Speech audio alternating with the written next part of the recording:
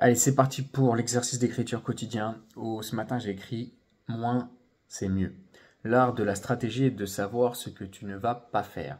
Donc pour ça, on peut reprendre le principe de la non-linéarité développé par Nicolas Nassim Taleb dans son livre Antifragilité.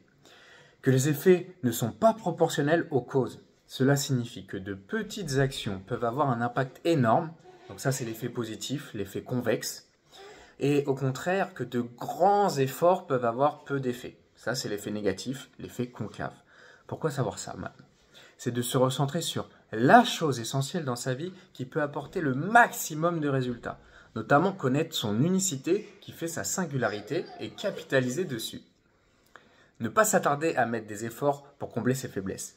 Tu peux appliquer ça à tous les domaines de ta vie, relationnel, professionnel, personnel. Et ce concept d'antifragilité met en avant que tu te renforces après chaque choc. L'organisme est de nature antifragile. Nous pouvons prendre l'exemple de la loi de l'hormèse. Créer un stress à son corps, comme un sport intense, la musculation, permet de renforcer le muscle par exemple. Le plus connu étant le vaccin où on injecte une petite dose du virus pour que le corps s'adapte et développe des anticorps et se renforce.